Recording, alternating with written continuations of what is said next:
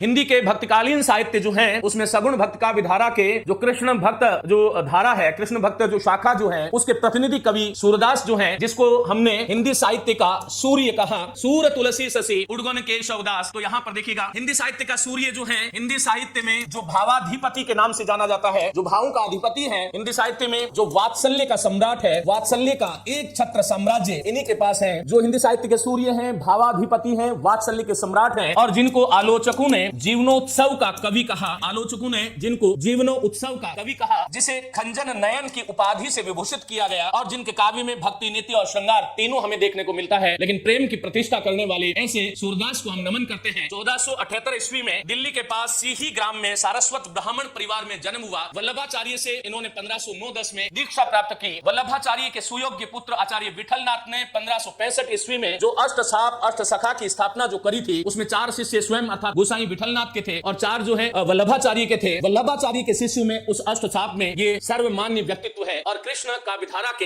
एक छत्र साम्राज्य जो है वो इनके पास है। तो साथियों, हम उन सूरदास की बात कर रहे हैं। सूरदास ने अपने जीवन काल में 3 रचनाएं लिखी। एक रचना जिसको आप जानते हो सूर सागर, एक रचना जो है सूर सारावली, और तीसरी जो उनकी रचना है वह है साहित्य लहरी। और साहित्य लहरी ये रचना जो है, इससे उनके जीवन वृतांत के बारे में हमें पता चलता है, और दृष्टकूट पदों की दृष्टि से साहित्य लहरी का अन्यतम स्थान है। लेकिन साथियों, प्रामाणिक और विशाल ग्रंथ जो सूरदास जी ने जो लिखा वह सूर सागर है। ये सूर सागर जो है, सूर सागर की कथा की जो आधारशिला है वो कहां से ग्रहण की गई है, वो श्रीमद् भागवत मद में हलंत कीजिएगा। भागवत में तो हलंत नहीं होता है। श्रीमद् भागवत पुराण जो ग्रंथ है वो इसका उपजीव्य ग्रंथ है, अर्थात कथा वस्तु का स्रोत जो है, सूर सागर की कथा वस्तु का जो स्रोत है वो श्रीमद् भागवत है। साथियों, श्रीमद् भागवत जो है उसमें 12 स्कंद है, 12 स्कंद है, और आपका जो सूर सागर है उसमें भी कितने स्कंद है कि 12 स्कंद है। और इसलिए हम सभी जानते हैं कि सूरदास जब अपने गुरु वल्लभाचार्य से, जो कि उनसे उम्र में 1 वर्ष या कुछ लोग 10 दिन छोटा बताते हैं, क्योंकि उनका जो जन्म है वो 1479 ईस्वी में माना जाता है वल्लभाचार्य का, और सूरदास का 1478 ईस्वी में माना जाता है। तो जब सूरदास जो है अपने गुरु वल्लभाचार्य से मिले, उससे पहले वो दास्य भाव के पद रचा करते थे और निर्गुण भक्ति की तरफ उनका झुकाव था। जब वल्लभाचार्य ने उनको एक पद सुनाने के लिए कहा गया, और जब उन्होंने हो प्रभु सब पतितन को टीको ये पद जब सुनाया, तो वल्लभाचार्य ने कहा कि सूर वही के काहे को गिज्ञात है। अरे तू तो सूर है, और सूर होकर के तुझे गिज्ञानी की आवश्यकता नहीं है। वो दिन था, और जीवन में अंतिम समय जब पारसोली में उनका ये पार्थिव शरीर जो है पारसोली गांव में जब विलीन हुआ पंचतत्व में, तब तक वो प्रेम की उपासना करते रहे। और यही कारण था कि जो है वल्लभाचार्य के आदेश के अनुसार ही उन्होंने श्रीमद् भागवत पुराण जो थी उसका एक तरह से सूर सागर में भाषा अनुवाद किया गया। किसके आग्रह पर? सूरदास के गुरु वल्लभाचार्य के आग्रह पर। साथियों, आपको यह ध्यान रखना है कि श्रीमद् भागवत पुराण में 12 स्कंद है और सूर सागर में भी 12 स्कंद है, और इसलिए कुछ लोग ये सूर सागर जो है उसको श्रीमद् भागवत पुराण का अक्षरश अनुवाद मान लेते हैं।